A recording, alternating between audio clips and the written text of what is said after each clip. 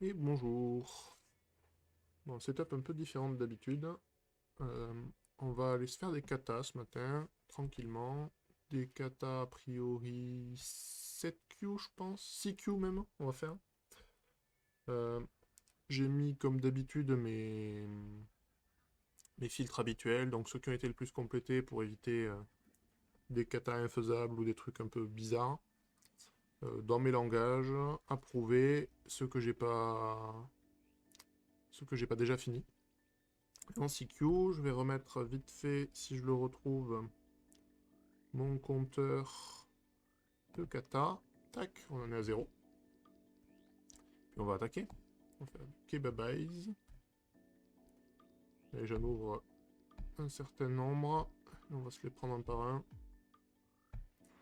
Alors, kebabize. Il va falloir changer la fonction kebabize pour qu'elle convertisse de camel case à kebab case.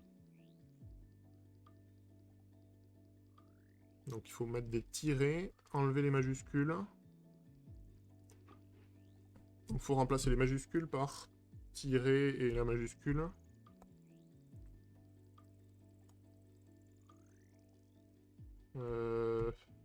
On va faire ça avec une regex vite fait, ça va être le plus facile. Donc slash, on va y arriver, A-Z. Ah non, c'est pas tout à fait ça, si peut-être. Donc n fois, et on va... il faut une fonction qui récupère la valeur qu'on chope, c'est ça?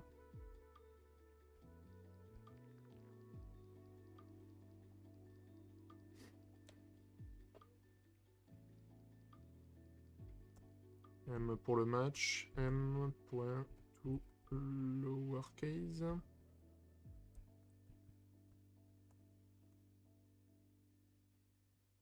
Et le tiret, il est avant. Hein. Que ça irait.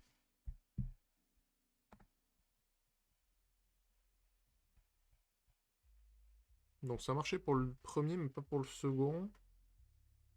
Il faut virer les trucs qui seraient pas des caractères, les chiffres notamment.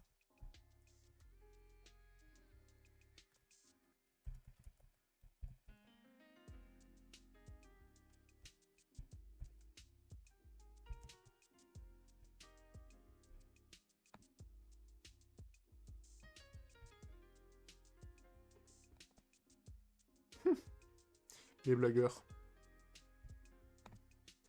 Euh,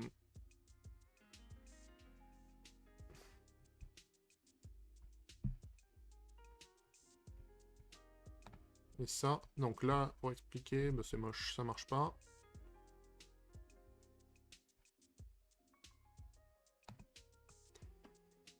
Euh, Bon, on va passer en mode debug. C'est moche.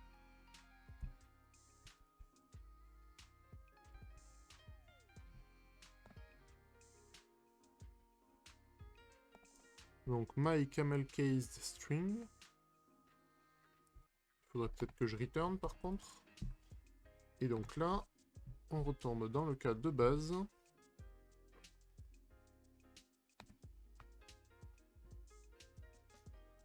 Ah ouais, non, c'est tout le match qui est remplacé. C'est pas... C'est pas ce qu'on a eu là-dedans.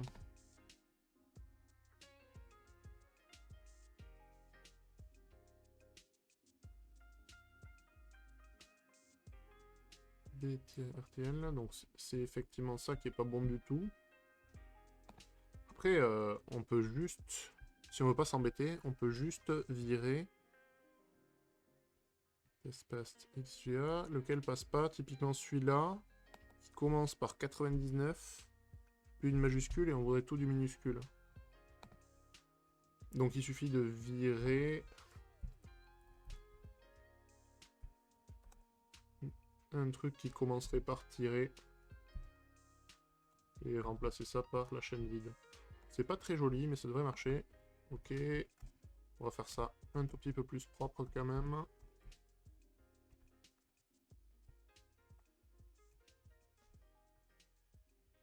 Malgré le fait qu'on essaie de les faire rapidement, on essaie d'embellir un petit peu. C'est pas fou, mais ça marche.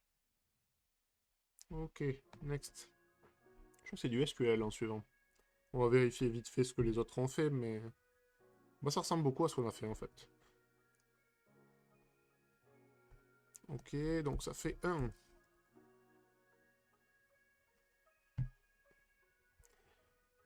Ok, suivant.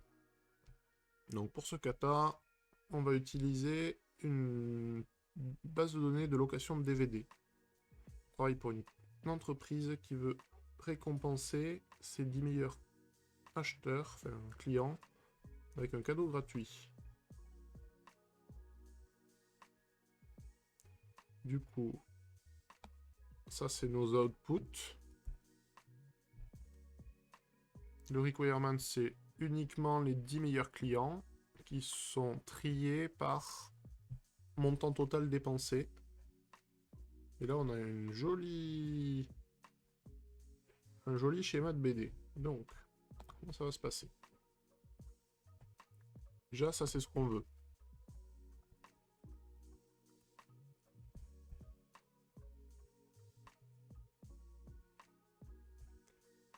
Alors, le customer, il est où? Il reste customer. Donc, je pense qu'on va aller chercher dans cette table. Et du coup, on veut bien le customer ID ici. L'email aussi. Il est tel quel.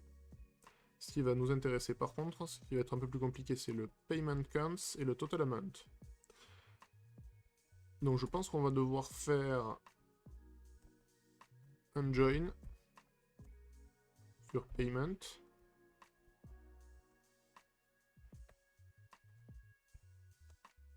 Et on va join ça. On va le faire comme ça. On veut que customer ID soit égal à customer ID. Du coup,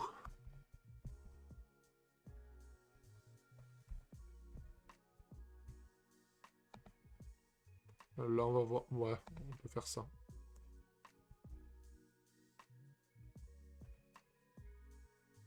Je sais pas s'il y a besoin du as ici. On va voir.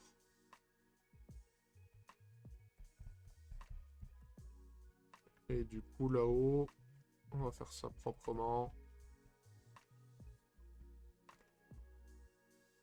Donc le payment count, ça va être un count, je suppose, des payments.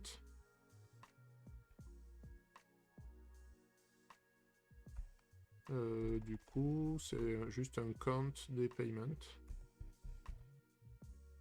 Ou des...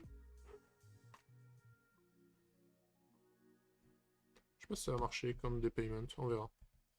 Et là, ça va être un sum des payments. Point,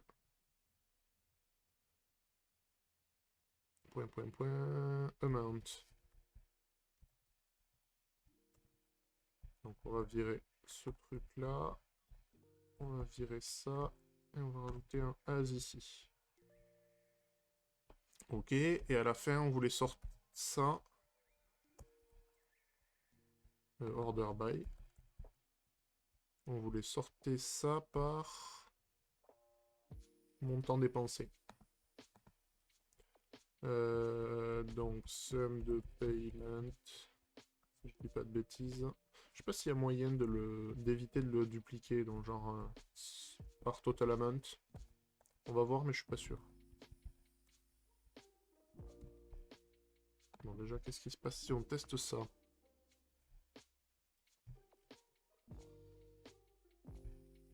On se fait bananer. Syntaxe error sur sum. Là, il manque une virgule déjà. Ça va pas nous aider.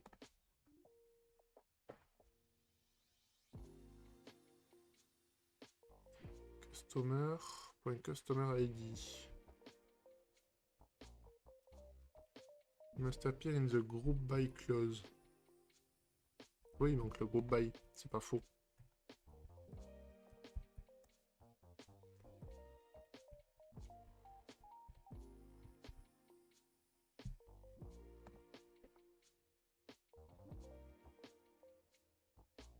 Bon, on a un truc qui ressemble à ce qu'on voudrait. Le montant total, par contre... Ah si, exposant 3, ça peut le faire. Donc 148, c'est bien le Customer ID, l'email, le nombre de paiements et le montant. Ça a l'air bon. Par contre... il faudrait que ça soit un float. Et uniquement 10. Donc là, on doit avoir un limite 10. Je suppose. Et après, on verra. Donc là, il nous manque... et on a un problème de conversion de type de valeur, visiblement. Tout le reste a l'air bon. Mais du coup... 215. Donc ça, c'est le premier, c'est celui-là. C'est le total amount. To be a kind of float. As float, ça se fait ça? Et c'est dans le total amount.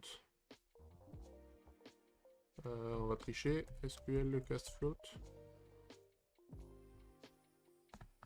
On va mettre un truc comme ça.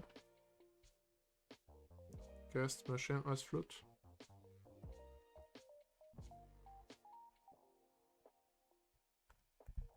Je suis même pas sûr que ça existe float. Si.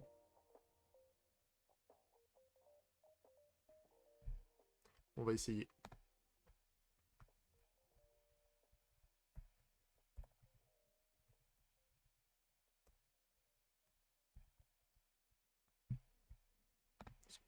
Est-ce que ça marche ça? Ça a l'air. Donc ça c'était les tests. On tente de soumettre. Ça a l'air de bien se passer aussi.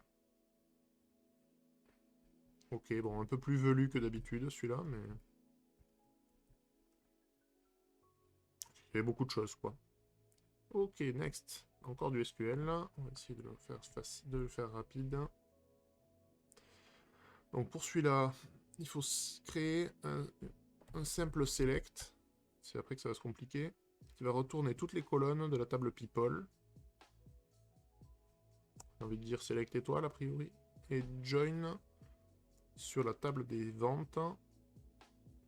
Étant donné que pour pouvoir retourner le compte de toutes les ventes et classer chaque personne.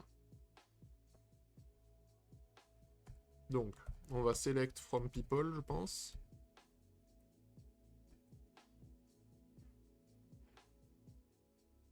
Donc on va grouper par personne, c'est ça? Je pense qu'il va y avoir un join aussi. Join sales. On. ID égale people ID. Me semble-t-il.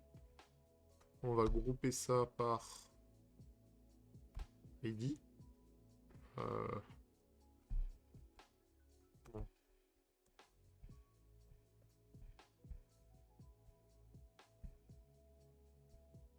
On va s'assurer que ça marche. Donc c'est le count de toutes les sales.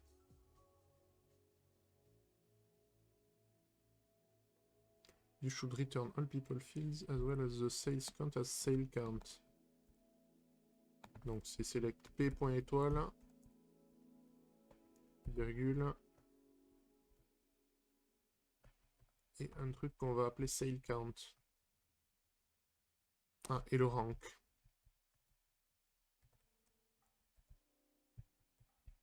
Il va être moins drôle le sale rank. Donc ça va être un sum, je suppose, des sales.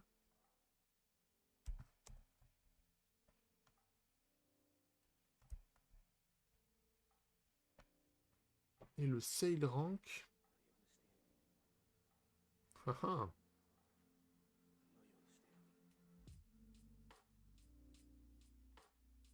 C'est une bonne question.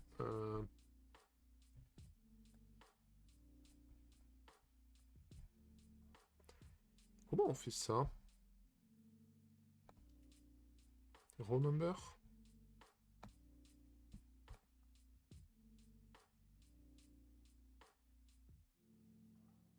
Row number ou rank?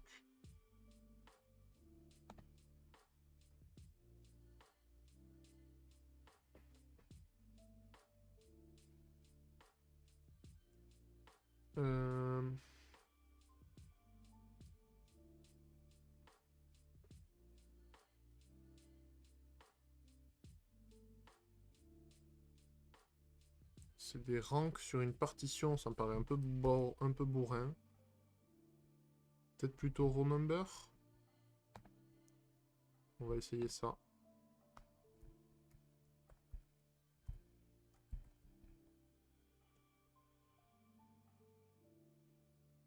Et donc, il faudrait les order by. Sale count. Desk. Qu'est-ce que ça donne ça?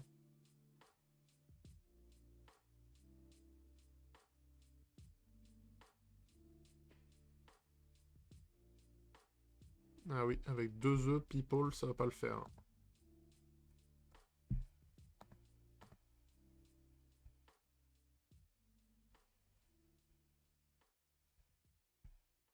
Donc on a une erreur. Sum de text does not exist. Donc sale, c'est un texte ça? C'est price qu'il faut mettre à la place?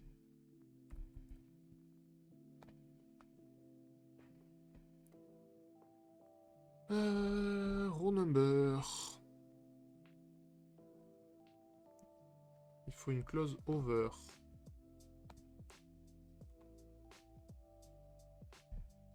Ah. Ok.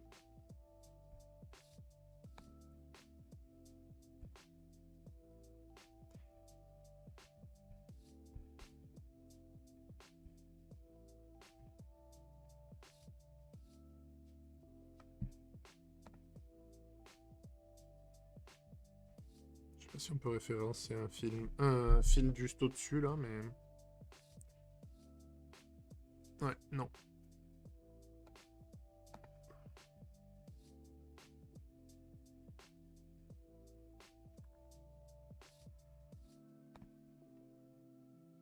Est-ce que c'est mieux?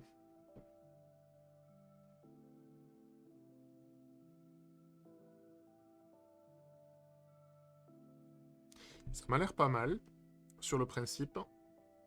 Mais... Donc là, on voit bien que c'est trié par ordre décroissant, que du coup, ils ont bien leur rank qui est mis. Mais par contre, on n'a pas la valeur à laquelle on s'attendait. Du coup... Ah, mais c'est un sale count, c'est pas...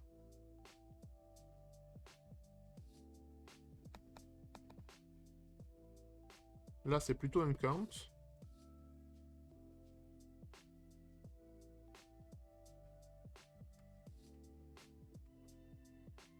C'est un count, les deux, en fait, si je dis pas de bêtises.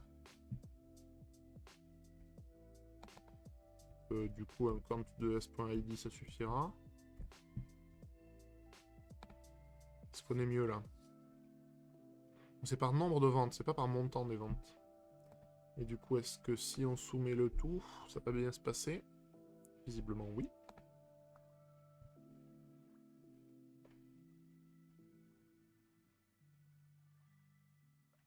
Ok, impeccable. Ce qui nous fait 3 katas. Et on retombe sur du JavaScript un petit peu. Donc en anglais, dans la programmation, des groupes peuvent être créés en utilisant les symboles parenthèses ou accolades, ce qui change le sens. Cependant, ces groupes doivent être fermés dans l'ordre correct pour maintenir une syntaxe correcte. Donc on va checker si on ferme bien les parenthèses et les accolades. Ah, les crochets aussi visiblement, hein, de ce qu'ils ont... Ou pas, on va voir. Ok.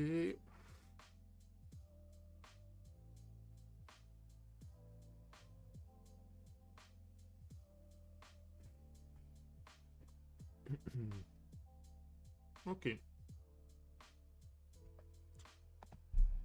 Donc il y a plusieurs façons de l'approcher. On peut compter les parenthèses ouvrantes, accolades ouvrantes et crochets ouvrants. Salut Pierre Noël. Ouais, des katas en JS, j'en fais souvent.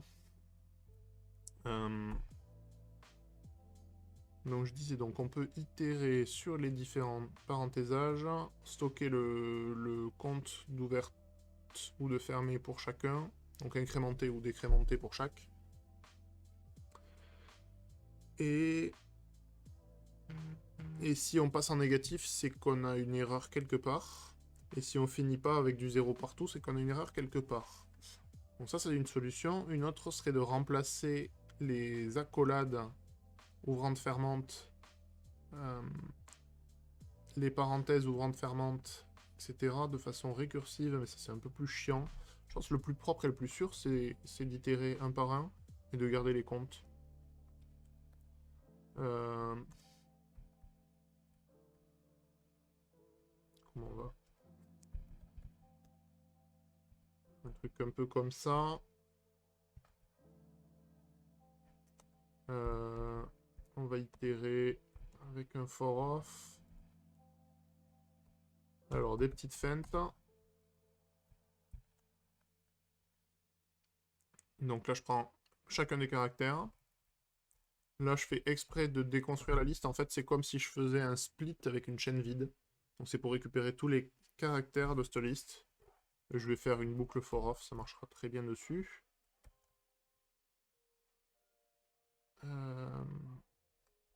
Ça m'embête de faire les 6K, mais je pense que je vais pas avoir trop le choix. Parce que normalement, on doit pouvoir fermer qu'un truc de notre propre groupe. Je vais pouvoir faire un switch, du coup.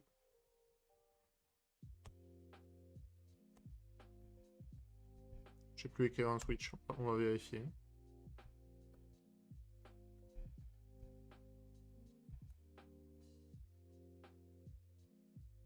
On va d'abord faire les 3K de base.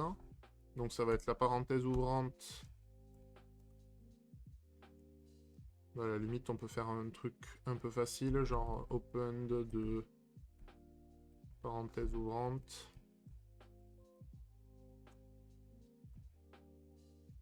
Bon, plus égale 1, ça va être plus lisible. Ok.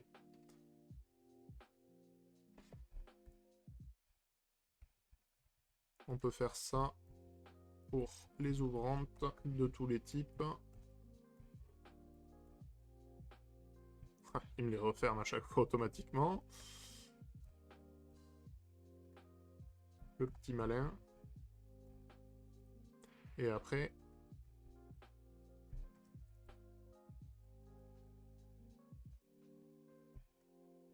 on fait les fermentes. Donc ça, c'est un moins égale 1. Ça va être le crochet dans l'autre sens. Ça va être l'accolade dans l'autre sens. Alors, c'est pas suffisant.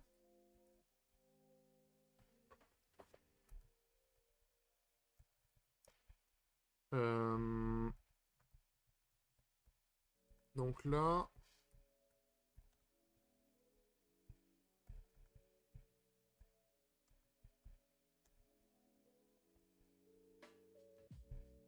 Donc ça, c'est les cas d'arrêt. Si j'essaie de fermer un truc que j'ai pas ouvert, je pense qu'il faut qu'on gueule. Ça me paraît très logique, en fait. Et là, on va être pas mal. Et ici, il faut qu'on vérifie que notre opened.values... Non, c'est object.values de opened, pardon. Donc là, on récupère toutes les valeurs de notre objet. Et là, on veut que toutes soient égales à 0. Pour être sûr que tout est fermé. Ok, donc ça fait un peu beaucoup de code. Du coup, ça ne marche pas. Je sais plus faire un switch. Toutes les parenthèses. Ce groupe was matched correctly.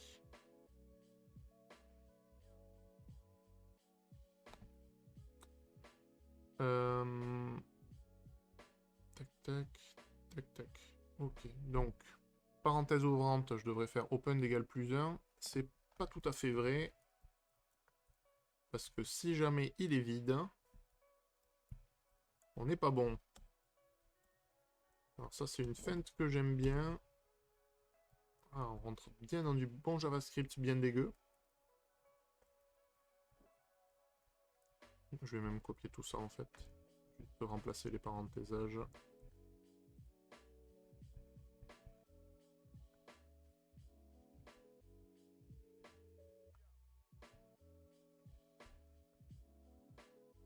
Ok. Donc pourquoi je fais ça? C'est parce que par défaut, le open, je ne l'ai pas initialisé du tout. Donc il va être à undefined. Après, on pourrait le faire dès le début, à la place, plus tôt. C'est peut-être même plus propre. Je pense qu'on va faire ça.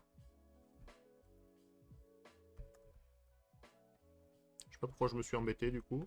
Donc le plus égal à 1 va être très bien ici.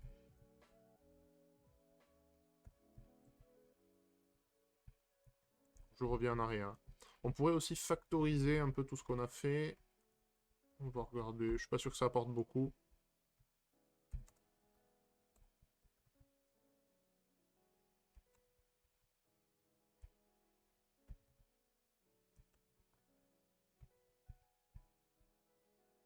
Ok.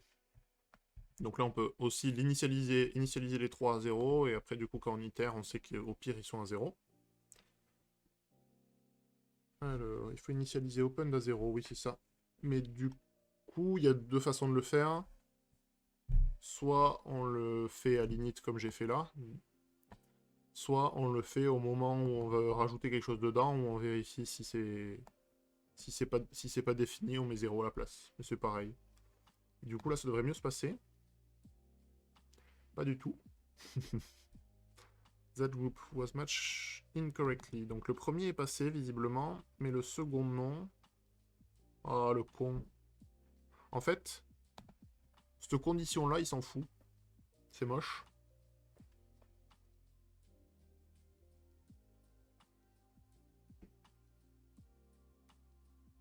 Je pense que oui. Je pense que c'est moche. Donc j'ouvre un, j'ouvre un. Haha, non. En fait, c'est pire que ça. Et c'est moi qui ai fait n'importe quoi. C'est qu'en fait... Donc celui-là, on veut qu'il soit pas cohérent. Et effectivement, il n'est pas cohérent. Moi, j'ouvre un, et je ferme le premier alors que le second n'a pas été fermé. Du coup, c'est pas ça, c'est pas ce que j'ai fait qu'il faut faire. En fait, il faut que j'empile et dépile. C'est pas un objet qu'il faut que je garde, c'est plus une liste de ce que j'ai empilé. Ok.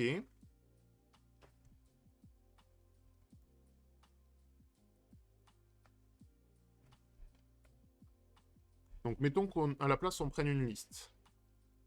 Ici, on pourrait faire opened.push de notre parenthèse à la place. Ici, on peut faire pareil avec le crochet. Et ici, on peut faire pareil avec la collade.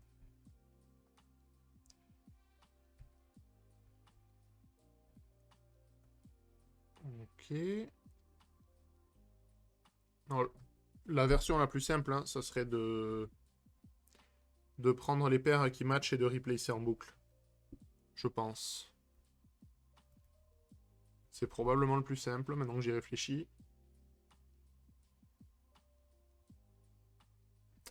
Bon, on va quand même faire comme on était parti. Donc, dans le cas où on est sur une parenthèse fermante, if opened de opened.length -1. Donc, si on prend le dernier élément, ouais, c'est moche, on va pas faire ça comme ça.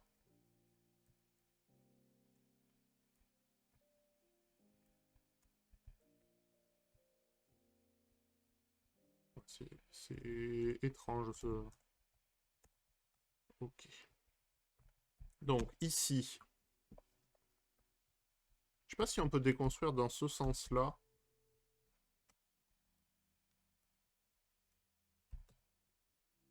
Ça se tente.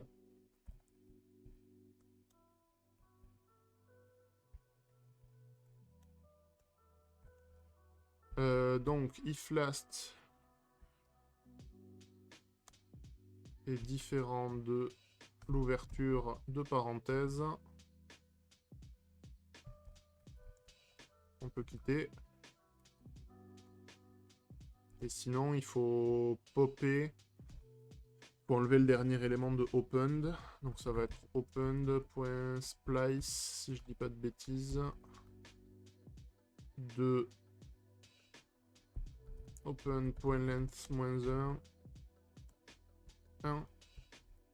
Je crois que c'est un truc comme ça.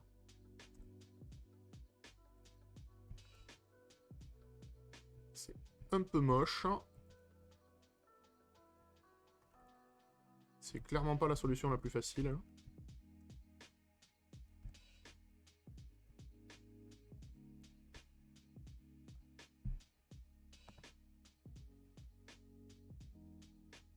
Non, ça marche pas la déconstruction dans ce sens-là. Quel dommage. Mais cela dit, j'ai besoin que du last, donc...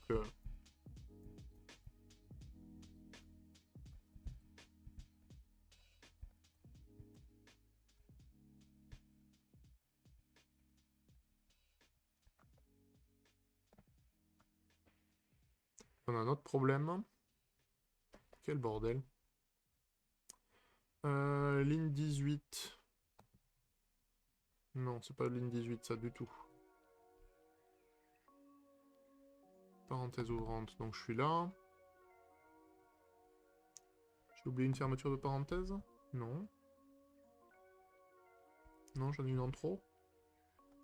Mais probablement une en trop. Pourquoi il essaie de me la matcher avec celle-là? Ok. C'est dit. Il m'a induit en erreur.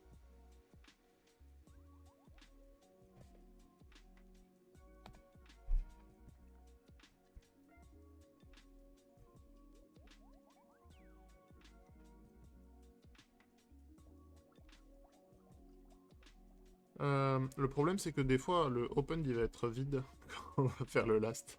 Quel enfer. Je crois qu'on va faire la solution de facilité, tant pis. Hein.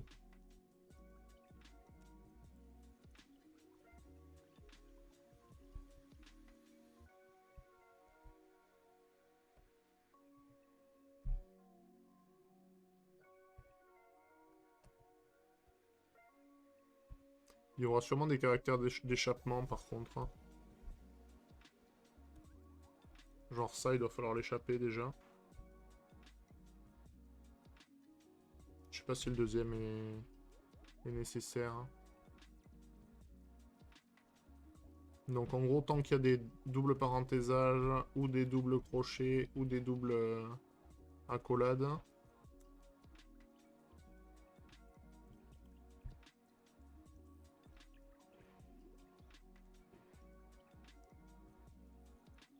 On va le faire sur S, on s'en fout de muter. C'est moche, faites pas ça chez vous.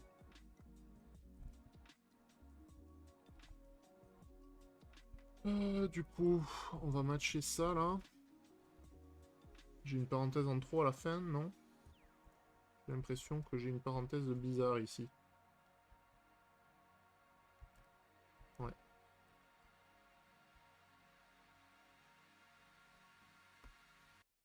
Ça c'est mieux. Donc, tant que S match ça, on va remplacer ça par une chaîne vide. Oh, cette indentation horrible. Ok, on s'en fout. Et ça, on va l'affecter à S.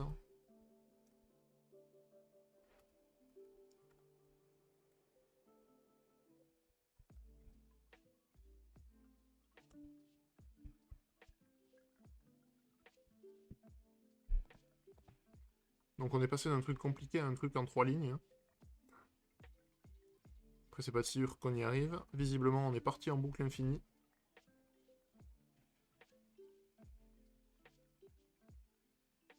Je suspecte ma condition de pas être bonne.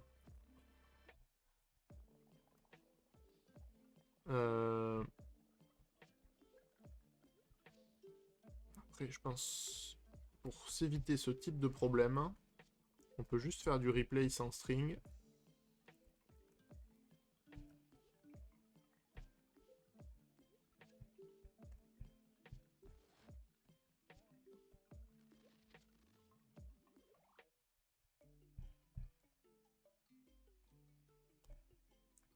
peu comme ça.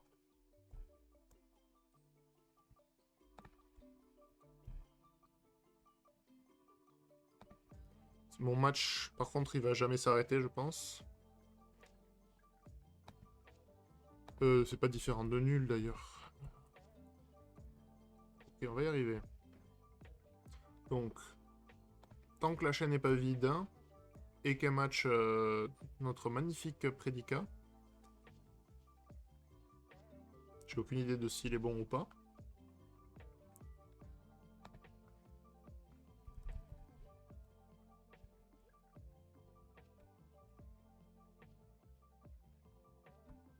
On va faire la version du pauvre. Hein.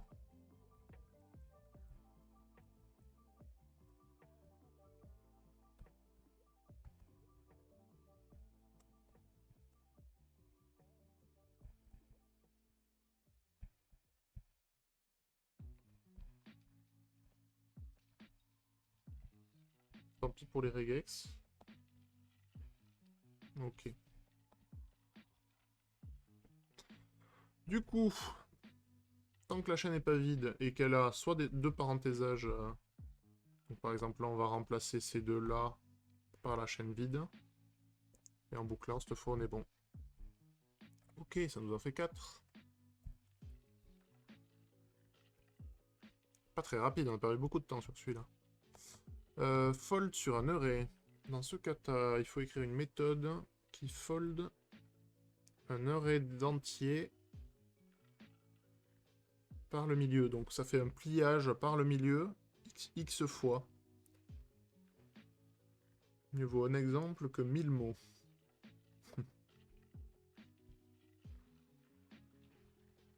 Donc si on a 1, 2, 3, 4, 5, on va plier... Ah ouais d'accord, ils viennent s'ajouter sur les autres.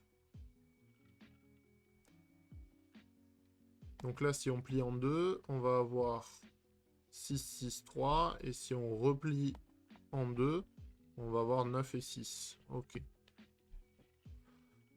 Donc si le compte des nombres est impair, on laisse le chiffre du milieu, et sinon, vu que le point de où on replie est entre deux nombres, on peut juste les ajouter.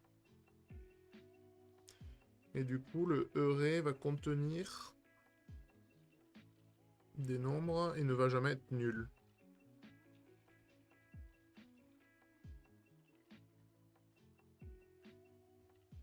Ok.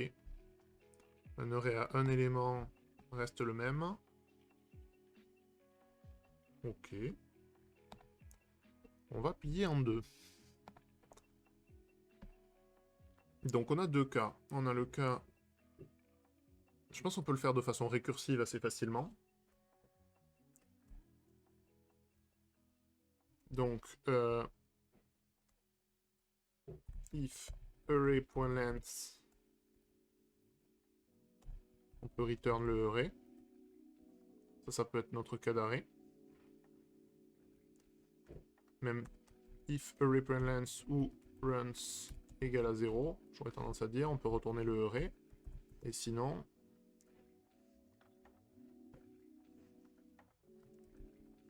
là, il faut folder. Et on peut... En fait, je pense qu'on peut retourner... Donc, du folded, ça il faut qu'on le calcule, et runs -1. Dans l'idée.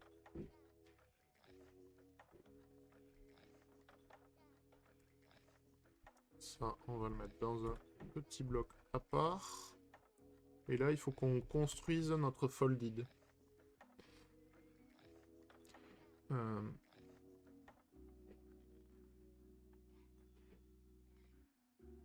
Donc en gros, il faut qu'on prenne les n premiers et les n derniers, n étant la taille sur 2.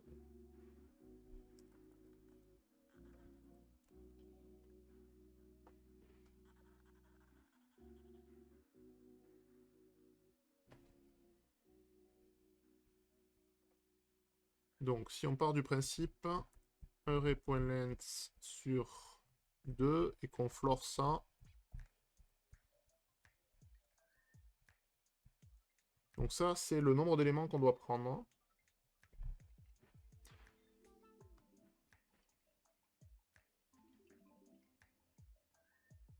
C'est le nombre d'éléments qu'on doit prendre. Je réfléchis à la façon la plus simple.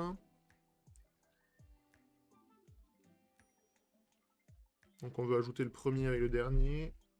Donc soit on itère une fois, c'est pas très joli.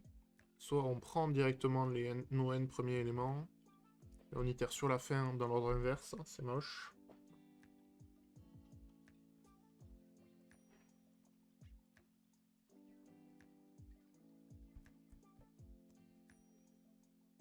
Donc un truc qu'on pourrait faire, c'est prendre notre array et slicer de 0 jusqu'à elems.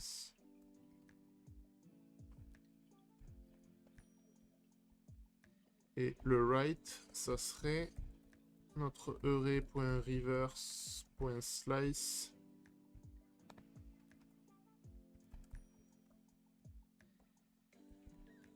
Donc là, je les ai retournés. Hein.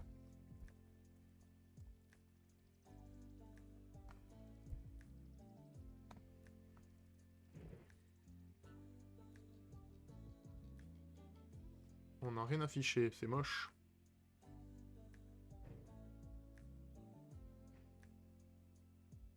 Dans 2 secondes, j'arrive. Pas que je fais des blagues.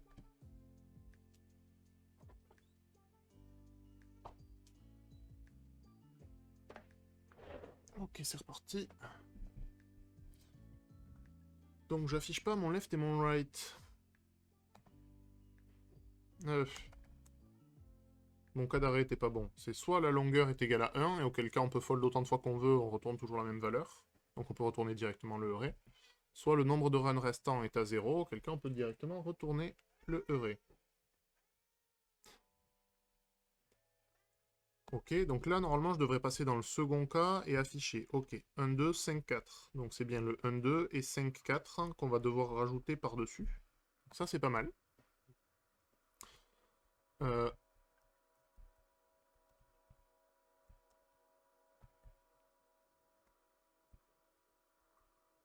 Donc là je vais prendre... je vais même le mapper. NI. Donc je mappe le premier et je vais ajouter N avec le second de I. Donc j'ai pris le premier, j'ai inversé la seconde partie.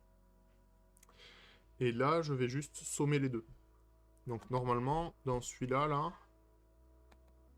bon, on peut l'appeler folded. Donc ça devrait régler le cas où on tombe à chaque fois au milieu. Ce qui est le cas du second, mais pas du premier.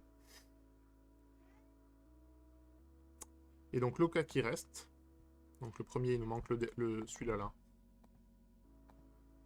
C'est if array.length mode 2.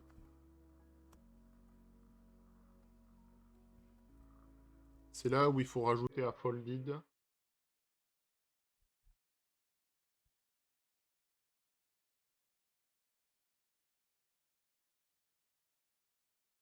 De elems plus 1 en fait. Si je dis pas de bêtises. Alors ça me plaît pas de le faire comme ça, on va essayer d'arranger ça juste après. Là ça devrait marcher, pas du tout.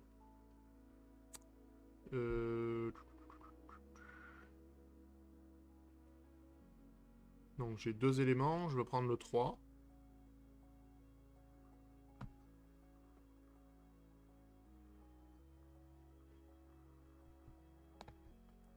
Bon, visiblement on est bien passé là-dedans parce qu'on a rajouté un élément. Par contre l'élément qu'on a rajouté là est pas le bon. Pourquoi?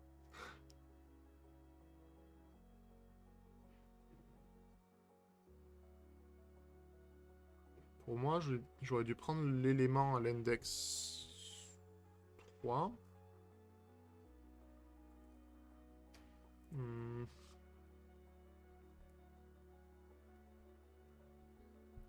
Bon, ça déjà on va l'appeler Alf parce que c'est mieux.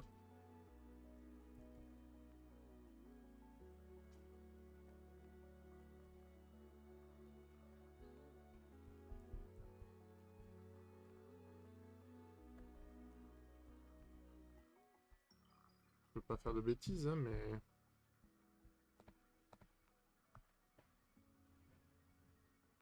Ah oui, mais non.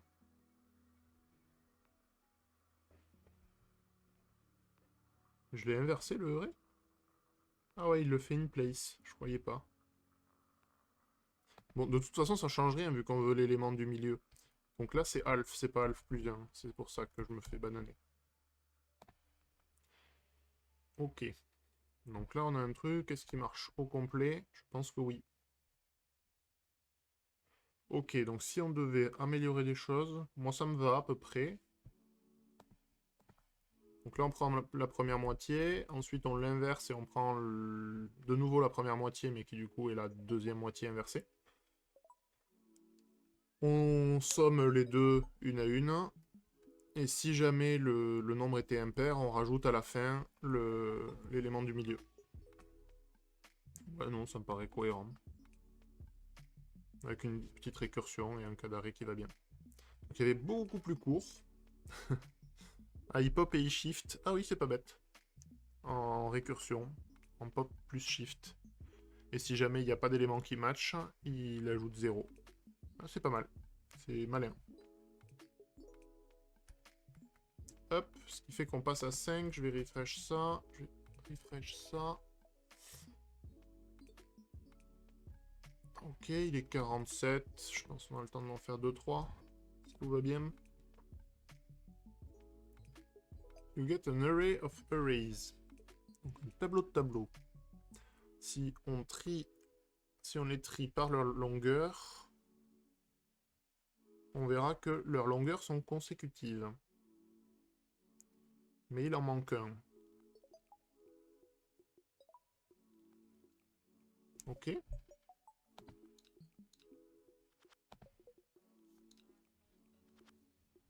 Donc du coup, dans tous les cas, on veut mapper nos array of arrays là.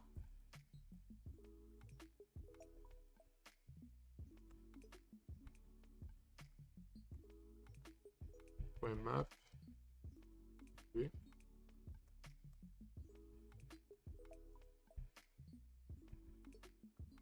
Donc on veut les mapper à leur longueur.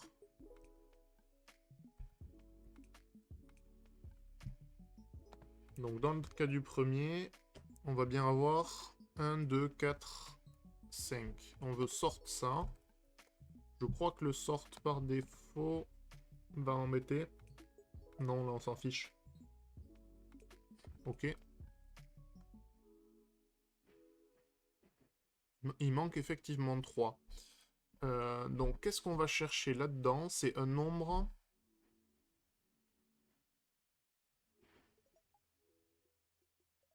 C'est pas qu'il n'a pas de valeur suivante, mais premier nombre pour lequel... Ou pour lequel il y a un gap de 2.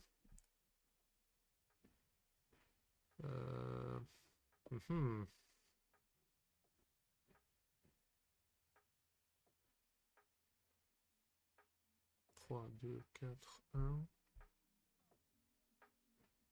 6, 5. Ok.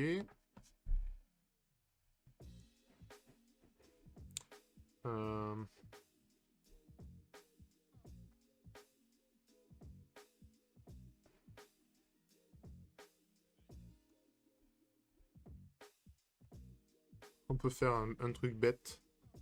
On pourrait faire un let i égale...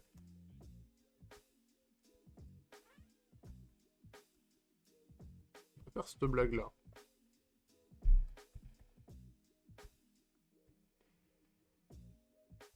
Donc je peux initialiser le i à la valeur minimale. La condition d'arrêt, ça pourrait être que i soit plus petit que le plus grand de ceux-là.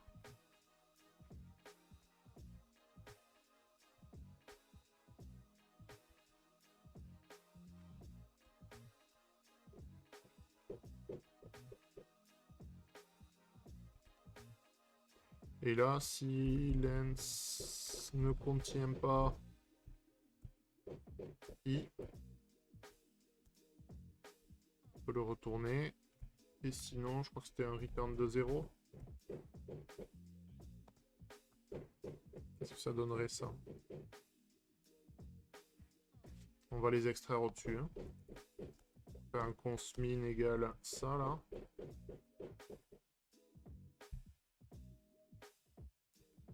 Et pareil avec le max.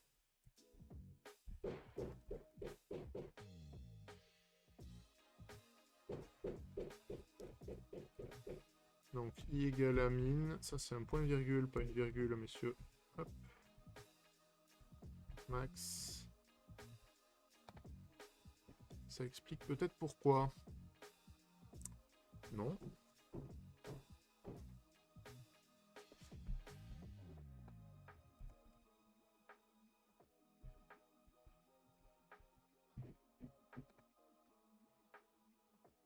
Not a number. C'est pas cool ça.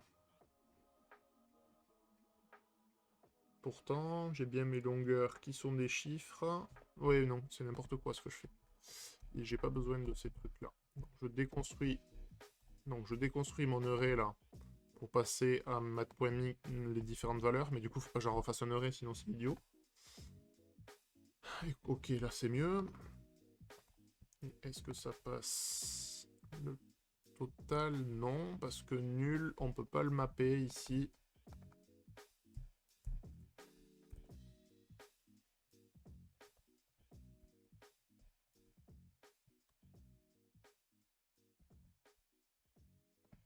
On va essayer de gérer les cas d'erreur moches comme ça, mais visiblement non, ça suffit pas.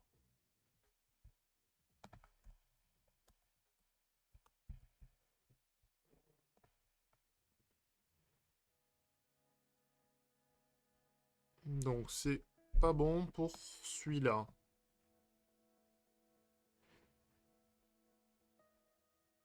Zéro, 1, 2. Donc on voulait 7, on a eu 0. On a élément de taille 0, puis 1, 2. Je vois pas le 3. Je vois le 4 là, mais... 5. Il me paraît bizarre celui-là.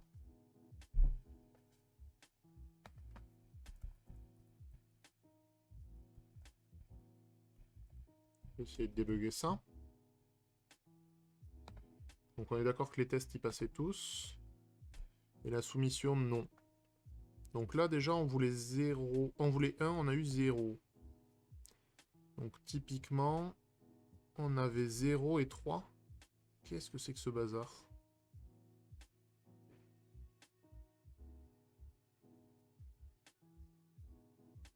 Donc là c'est l'ensemble des cas qu'on a eu.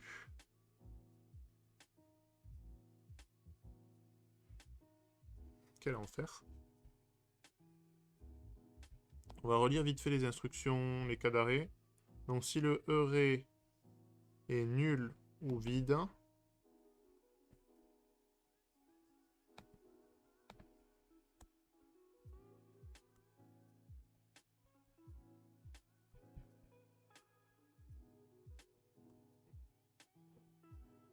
est-ce que c'est mieux? Non. Nul, nil ou or empty.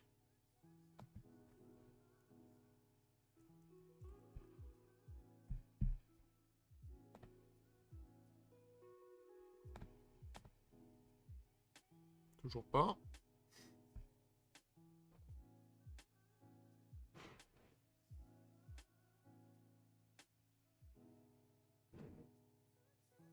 Mais en fait, c'est même plus restrictif que ça. Si la taille est plus petite que 2, je pense qu'on doit retourner 0. Parce que pour une taille 1, on ne peut pas savoir quel est l'élément manquant en fait. Mais je comprends pas ce cas-là. L'énoncé me plaît pas.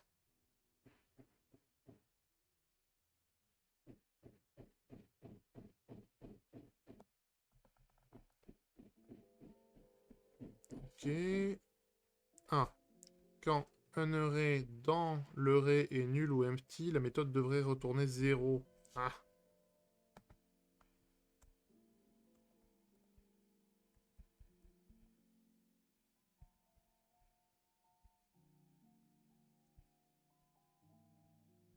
C'est ça qui nous manquait.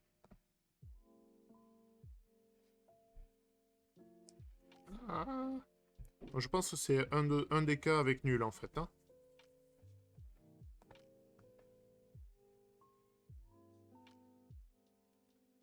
Donc quand un heuré dans le heuré est nul ou vide. Quel enfer.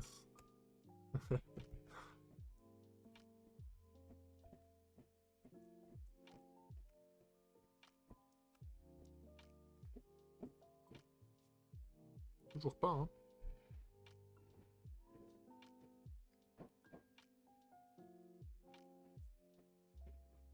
Bon. Ce vide-là, il me plaît pas. Donc si le tableau contient un truc vide, ça veut dire que dans le lens, je vais avoir un nul. Un 0, pardon.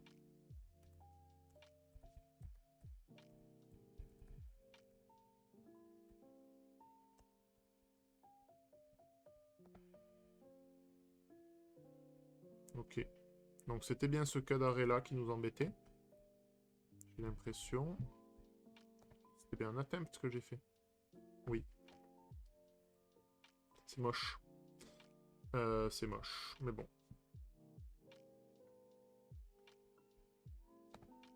Ça marche. 6. Moi, j'aime pas trop leur solution.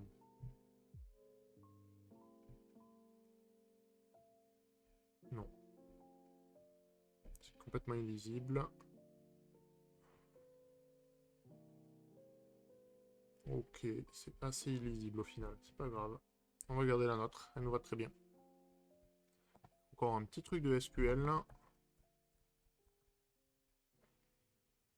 Bottom, top half, bottom half. On a deux tables donc. Ah, avec les têtes et les bras, et avec les jambes et les queues. On veut faire une table où on va agréger tout ça. ID, heads. On voudra quoi donc? Les legs. On voudra les bras. On voudra les queues. Et on voudra les species. Donc les identifiants de la table match pour faire un vrai monstre complet. Donc le ID. Donc ça va être un from de top half, par exemple. Et du coup, on va faire un join sur bottom half. On. On va dire T et B. On va les appeler T et B, comme ça on ne sera pas embêté. Donc T.id égale à bottom.id.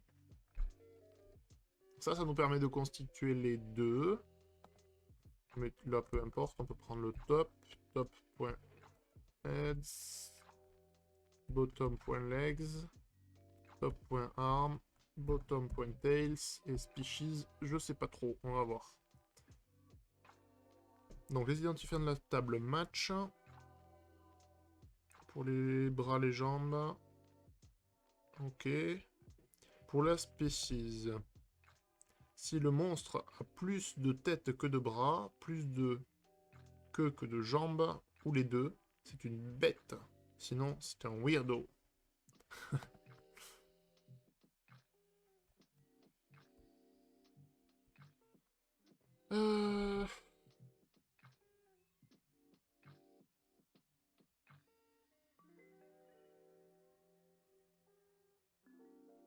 Donc on doit retourner toutes les lignes. Ah, on a besoin du case. Et on veut order by species.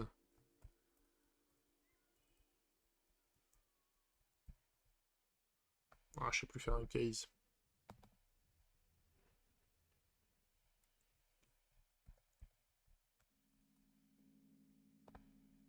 On va aller voir ça vite fait.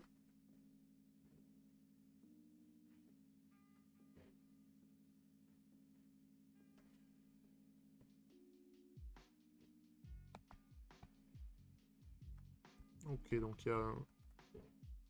on va y arriver. Ok, on reprend.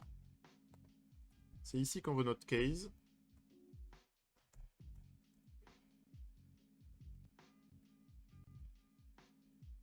Ok, c'est parfait ça. Donc on veut Beast. Et on veut Weirdo. Le K-Beast, il se produit quand il a plus de têtes que de bras.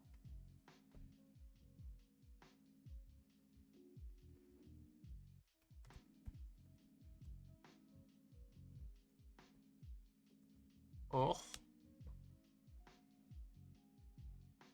Donc ça va être un else, je pense. Ouais, je vais... Donc ça va être juste un else weirdo. Ah, tant pis.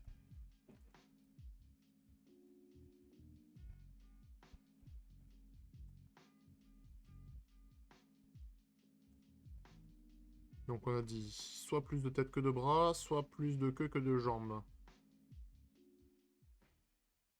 Plus de queue, donc B.tails à B.legs. On est bien là.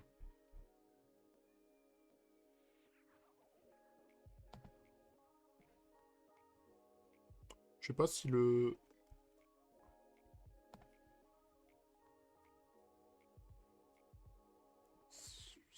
Les tests marchent. Est-ce que la soumission marche aussi? On va s'arrêter à la fin de celui-là dans tous les cas, je pense. Ok, parfait. Ce qui nous fait un compte de 7, ce qui est très loin de mon record, qui était à 10 ou 11, je crois, sur du CQ. Et à plus de 20 sur du 24, je crois, sur du 7. Mais ça va se faire un peu mieux la prochaine fois, c'est pas grave. Ok. Phase. Ouais, c'est pile ce qu'on a fait, hein, dans tous les cas. Ok, bon, on n'est pas en manque de kata CQ, hein. Il en reste 2000 à faire. Ok, parfait. Bon, mais je vais vous abandonner là. Je vais vous laisser vous souhaiter une excellente journée. Et on se revoit mardi matin, probablement pour des petits katas comme ça. Mardi soir, normalement pour du Linux from scratch. On va enchaîner, on va attaquer les compilations là. Normalement. On a préparé le setup, on va attaquer les compilations. Normalement, jeudi prochain, ça va être un kata. Un kata. Ça va être un concours Battle Dev avec Jean-Marie, comme souvent le jeudi. On n'a pas pu le faire hier, mais. Et voilà. À très bientôt tout le monde. Merci d'avoir suivi.